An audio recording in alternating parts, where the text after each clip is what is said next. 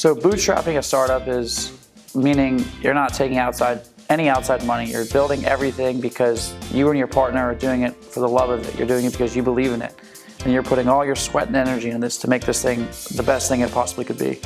I've done that initially before, and it pays off dividends. It allows you to maintain all equity in the company initially until you're ready to grow that next level and then take your company to the next step. And that's typically when you take on seed funding. Seed funding comes in smaller checks averaging between $25,000 to $250,000 that'll help you grow your business and move to the next step. Sometimes it can be difficult to raise that seed funding and angel funding if you don't have a background beforehand, because you really have to build up trust with this person and say, I'm doing this, and how you're establishing your own credibility.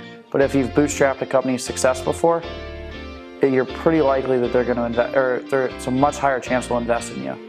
And then if you really succeed with the seed funding and you take that company to the next level, you're in this new realm called venture funding. And that's where you get to deal with the big checks, the $1 million, $10 million, and even bigger.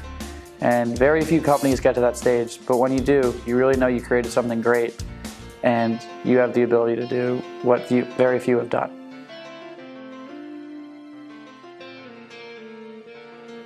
So with Geekin, the initial product was bootstrapped. It was not very functional, if functional at all, because what we were trying to do was very difficult, and it was outside of the initial development team's capability of building on their own. And we needed to raise some money in order not only to finish the product out and hire more developers, but to pay lawyers and accountants and the music industry. Because the music industry is no joke. It's a lot harder because everyone wants to put their hands in your pockets and take as much money out of you as possible. In order to deal with the music industry, you need lawyers, and lawyers cost money as well. So if you were to bootstrap a product in the music industry, you would have already had very deep pockets to begin with.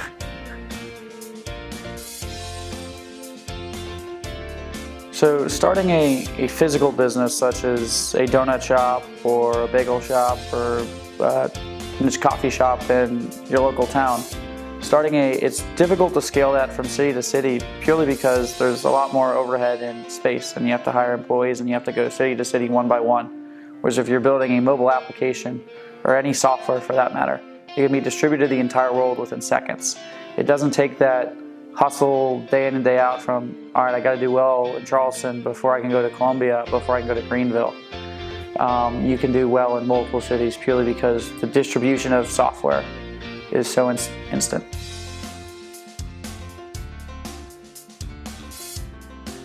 So if you're building a software product and you start with a couple million users and then go to 200 million users, there's a lot of things that need to be done. Number one, your company's probably going to be 100 employees at least at that time. You're going to have so much going on. You're going to have security at the door. You're going to have badges. But what's really important is you're going to have to very scalable tech, because if you're building something and distributing it to 200 million people, you want to make sure it's not going to break. It's a lot different when your product breaks when 10 people use it because you're only affecting 10 people. But if you have paying customers and there's 200 million of them and their product breaks, they're going to be very, very unhappy. So making sure all of your tech can be distributed to millions and millions and millions, and making sure it won't break.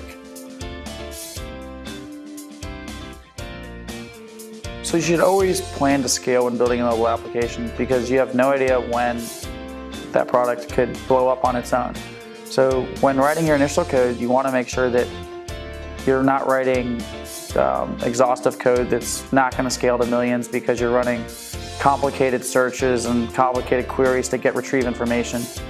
Because if you are writing bad code and app suddenly blows up overnight and it breaks, you're going to be very unhappy because those million users you just got are never going to use it again. But by writing good code and making sure it can't scale in advance, you'll be able to succeed and maintain those users going forward.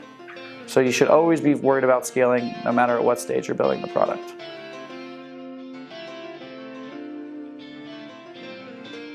There's tools out there such as Parse, Firebase, and many others that allow you to provide a backend as a service for yourself, which means you're not writing all that middleman code. You're not writing PHP or Node.js to talk to a SQL database. You're using a backend to do that on your own, which saves so much overhead costs and so much time, because if you're just getting started, there's a chance you may not know how to make an iPhone app, how to write a server-side language, and how to write a database. But with these backend services, you can know just iPhone development and build an app that can initially scale. When you do scale, you probably want to move off from those databases, because costs will be going up faster than it would be if you were to build your own server out. But when you're worried about costs, and if it's cheaper on parse versus your own, there's a very good chance you're going to have the money to make that happen.